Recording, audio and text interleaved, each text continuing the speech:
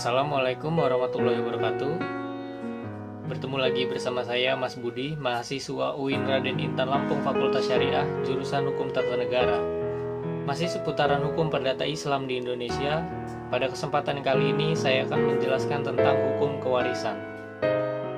Hukum kewarisan sendiri adalah hukum yang mengatur tentang pemindahan hak, atau tepatnya adalah pemindahan hak kepemilikan harta, yaitu harta peninggalan ataupun tirkah si pewaris, menentukan siapa-siapa yang berhak menjadi ahli waris dan beberapa pula bagiannya untuk masing-masing. Tercantum di dalam pasal 171 huruf A kompilasi hukum Islam.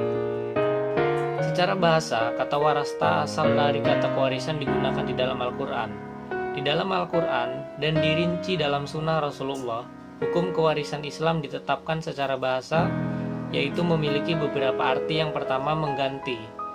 Tercantum dalam Quran surat Al-Naml surah 27 ayat 16. Dan berarti memberi di dalam Quran surat Al-Zumar surah 39 ayat 74. Dan juga berarti mewarisi di dalam Quran surat Maryam surah 19 ayat ke-6.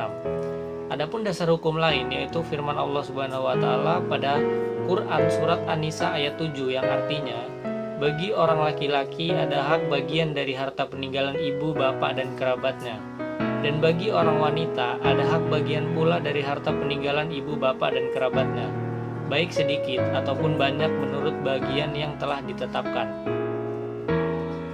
Firman Allah Subhanahu wa taala pada surat Quran surat An-Nisa ayat 11, yaitu Allah mensyariatkan bagi kalian semua tentang pembagian pusaka untuk anak-anak kalian, yaitu bagian seorang anak laki-laki sama dengan bagian dua orang anak perempuan. Dan jika anak itu harta yang ditinggalkannya lebih dari dua, maka bagi mereka 2/3 dari harta yang ditinggalkan. Jika anak perempuan itu seorang saja, maka ia memperoleh separuh dari harta. Dan untuk dua orang ibu bapak, bagi masing-masing 1/6 dari harta yang ditinggalkan. Jika yang meninggal itu mempunyai anak, jika orang yang meninggal tidak mempunyai anak dan ia diwarisi oleh ibu bapaknya saja, maka ibunya mendapat 1/3.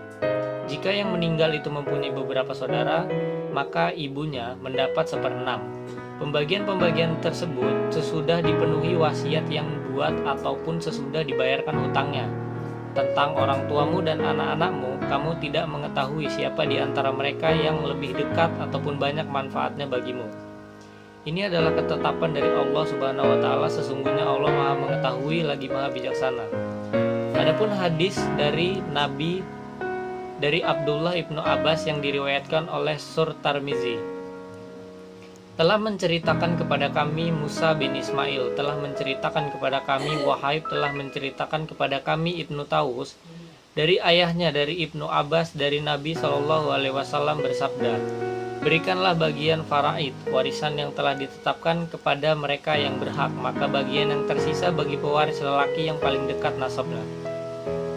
Hadis Nabi dari Usaman bin Zaid atau menurut riwayat Imam Muslim, artinya telah menceritakan kepada kami Yahya bin Yahya dan Abu Bakar bin Abu Saiban dan Ishaq bin Ibrahim.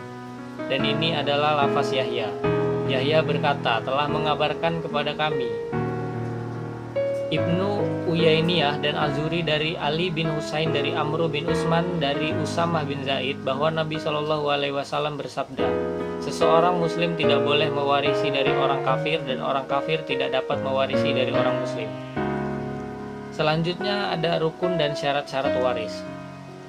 Yang pertama ada mewaris, yaitu orang yang mewarisi dan meninggal dunia, baik meninggal secara hakiki atau karena keputusan hakim yang dinyatakan dia telah meninggal karena alasan-alasan tertentu. Yang kedua ada maurus, yaitu harta peninggalan si mati yang akan dipusakai setelah dikurangi biaya perawatan, hutang-hutang, zakat, dan setelah digunakan untuk melaksanakan wasiat.